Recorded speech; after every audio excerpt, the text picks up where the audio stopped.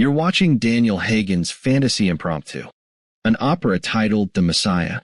This episode is named Grievances Against the State.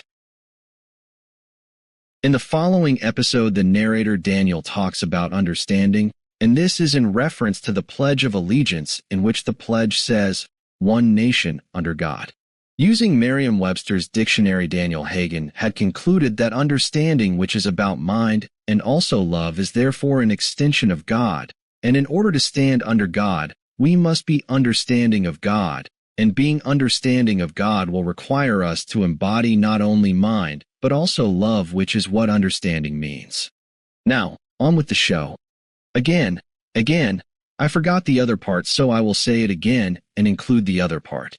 So, you should tell me, does understanding mean that we don't talk to somebody and instead use handcuffs and a prison cell instead of confronting them and talking to them?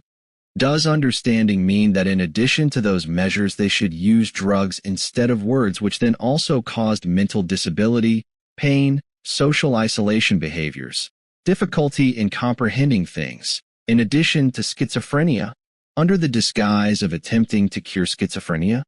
My understanding of criminal negligence is that if harm was going to befall somebody, you need to warn them, and if you don't warn them, then you are criminally negligent. So, for example, if somebody was going to go to prison, that would be harm that is befalling them. So, then it's your duty to inform them and warn them, most especially as a police officer, instead of waiting until the right moment to simply send them to prison without talking to them. So, then my argument is that the executive branch in this case is being criminally negligent when they had a responsibility to confront Daniel and then talk to him, but they never did.